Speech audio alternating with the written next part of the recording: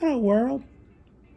Frida Reba Darcy and Patricia O'Connor here in my living room in Alameda, California.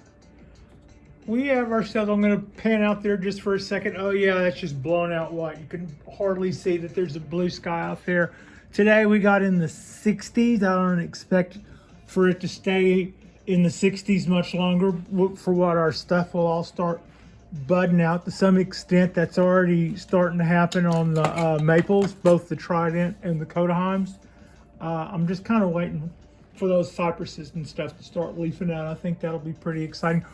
What have I got framed up there? I got a little pine tree that was one of our 10 that was a special acquisition, and we're gonna do a little something with that. Also, I thought this would be a good time. I usually here lately I've been showing you what tools that I've been playing with before we start our day.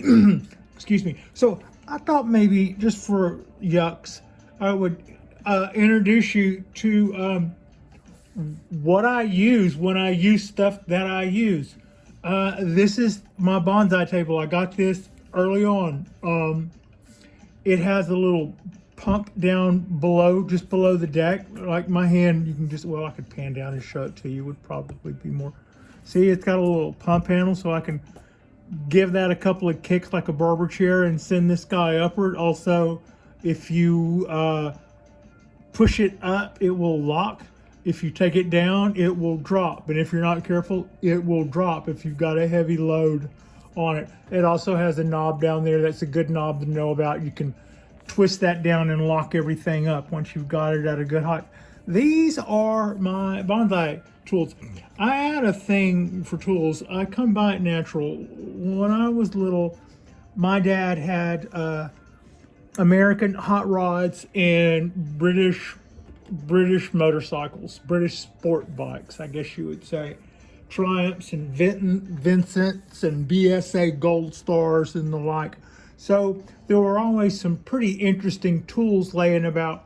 And as a kid growing up, I kind of inherited his love of British machinery. So in no time at all, I had a 2-car garage full of motorcycles and something called Whitworth wrenches.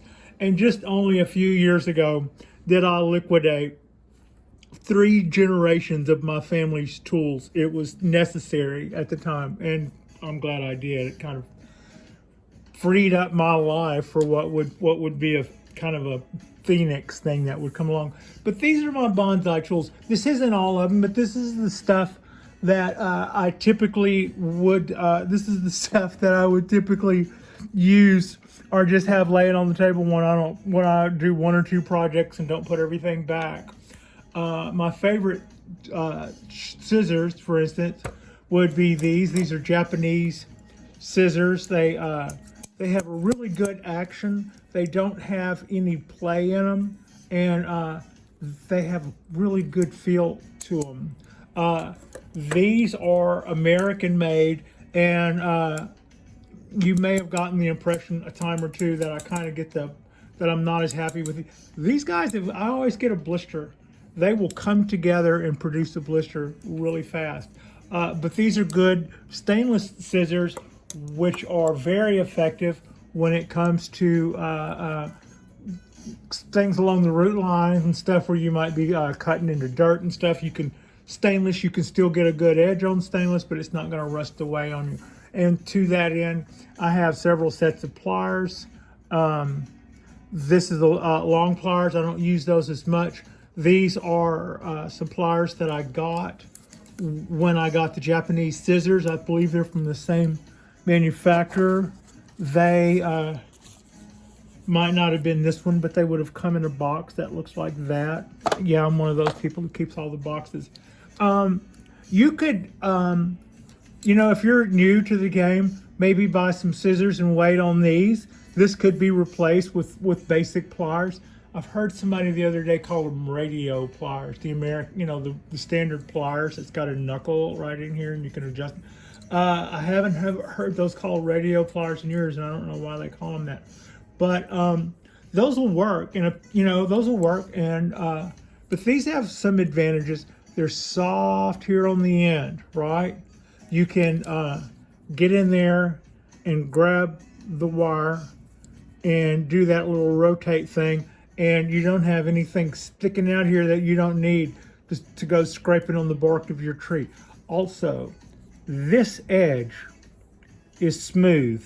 On most tools, you wouldn't have somebody go to the trouble to take down this entire edge.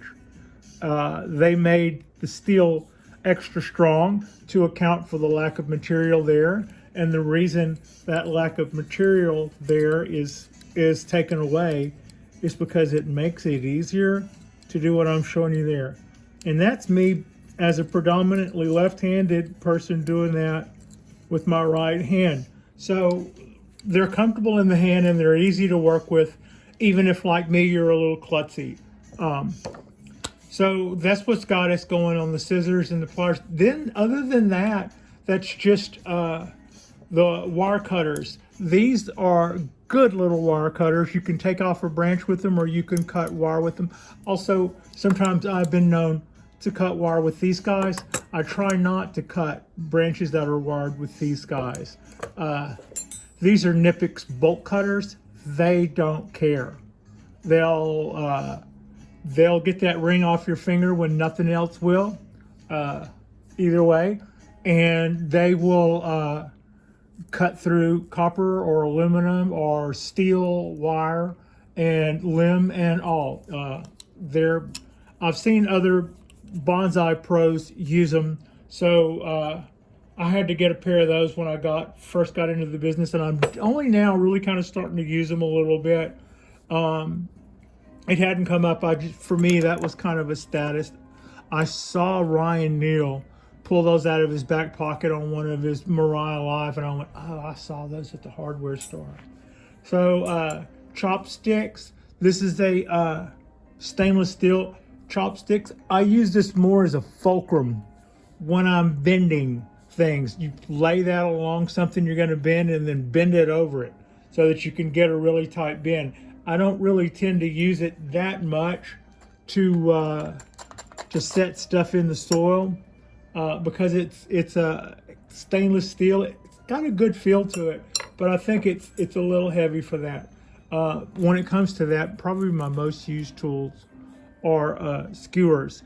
These are a little bigger than toothpicks. They're like cocktail skewers that comes in big packs, and you usually find them in the impulse area, which is what commerce people call that area where you tend to grab things just before you buy them in the cashier line. Impulse. Be very careful in the impulse aisle. Things are designed to stick to you there. Candy is also extra bright there in the impulse aisle. These are my tweezers. I got quite a few tweezers. I've got more tweezers than any two people you've ever seen. But they're a mixture of, I got some when I first got into it. I got some when I was left over from when I sold all my other tools. I kept the tweezers. And I got some with some bonsai kits that I bought. In other words, when I bought some stainless steel tools, it came in a roll. And I still use the canvas roll to some extent. So that's what's got us there. Also, I have two hemp brushes. I use those quite a bit when it comes to using things I'll use wire, copper wire quite a bit. I use aluminum wire. I'm trying to get more into copper wire because it's harder to bend. I want to use smaller gauges of harder wire. I also use zip ties a lot and guy wires. This is what I used to load soil with. These two pieces came back to the hardware store as a return, so I got them cheap. It feels really good in the hand, and you just load that up with soil, and then you've seen me use this. And it's a good tool that I'll have for a long time, and I'll look forward to it changing colors. But I got this piece and this piece cheap because they were returns that we probably shouldn't have returned because they've been cut. And this piece was $13. So if I had to make one of these for you, I would have like $30 worth of materials in that, which doesn't really make any sense. having said that, I think it's a cool thing that I made for myself for soil. I'll probably have that forever, and I can't wait for it to turn all green and stuff. And I could also make this turn green with vinegar, but I'm not going to rush it. We'll let it patina out. So that's a quick look at my tools and what I like to use when I'm doing things to our trees. So yeah, that's got that. Now, what the other little thing that we're doing today, and this is going to be a shorty. We've got one to do tonight that I've got to start getting ready for too here in a little while. But what I'm going to do tonight is, if you look, I've got this little, I tell you what, I'll bring this around to the front. So this is what I'm thinking. This is one of those little pines that I ordered a ton of, like I ordered 10 of, and this is one of the one of the bigger ones of that shipment of 10, and I intend to. I think it's probably maybe a little underpotted in this, right? But that's fine. We are going to wire it down into this, and that's what we're doing. That's what we are about in this video. So I'm just going to get a little wire here to help us out, and in keeping with how I tend to do these on these videos, I'll probably cut more wire than I turn around and use it for other stuff later. So the pieces of wire, if you see me, and it's kind of a joke too, I don't really mean to cut a piece of wire 3 times longer than I need, but I cut them longer than I need sometimes, because I don't want to take a chance on cutting anything way too short and wasting a moment.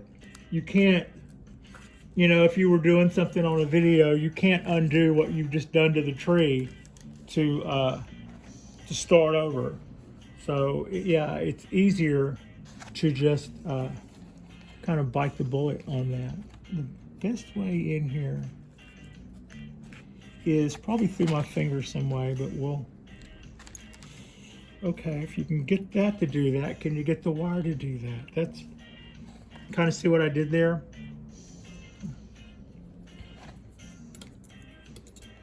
Now I'm going to see if I can get this little skewer to follow that little. Come on, you can do it.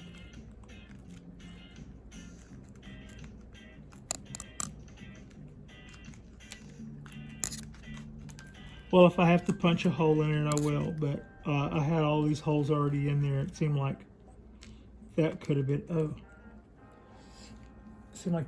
an easy way to go. I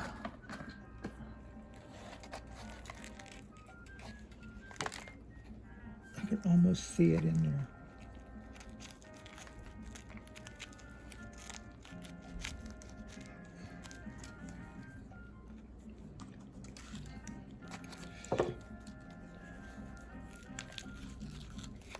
Here it is. Yes, there it is. There it is. Come on. Well, it's not as helpful if you dump all the soil out. Okay.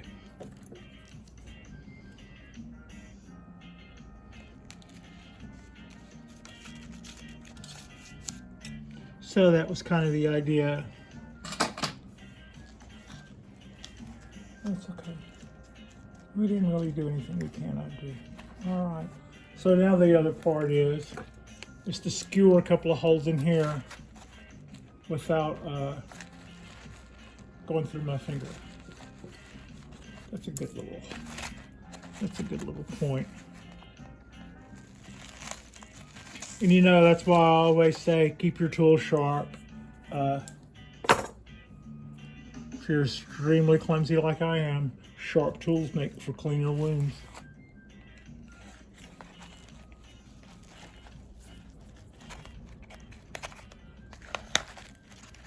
All right, bada boom, bada bing. Now, this is underpotted. This is going to be the solution to that. And what a cool little solution it is. We will get a lot of roots escaping from the bottom, and out of all those holes, and they'll go into there, and then we're going to get all this mass in here, and from that we will have that root mass that we will be able to take to the next level in the future, in the not too distant future. Meanwhile, we'll probably do some sort of sacrifice branch on this guy, and the whole kabang. There you go. I'll water that guy in, and then I'll start accumulating the bits and pieces for our little Sunday night show. Like and subscribe if you guys have not already. This is just going to be a little quickie, and that's got us. The idea is the roots will escape out of the bottom and then fill up this thing. I plan on doing a few more of these. It doesn't have to be the whole enchilada, and this is not that. But we got colanders in from work, and if we still have a couple, I'm planning on bringing a couple of those home, and I can do this with a few more of those pies with colanders in the bottom, and that's how we're going to get some root mass going down here in this carton while this thing fills up. And then at some point we'll repot, we'll tease out all of this stuff, we will have that massive roots to design some really cool trunk lines with. I mean, there's just 2 or 3 really cool things and 20 things total that we can do with all of those roots. If you wanted to do a root over rock, you've got the stuff for that.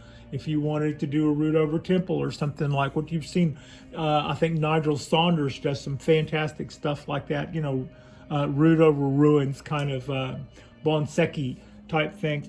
Or if you just wanted to grow a lot of roots so you can flare them out, and then have that stuff be a wide base for trunk for the tree, which is absolutely another cool move. So that's kind of how we are going to do all that to get started. Thank you so much for watching.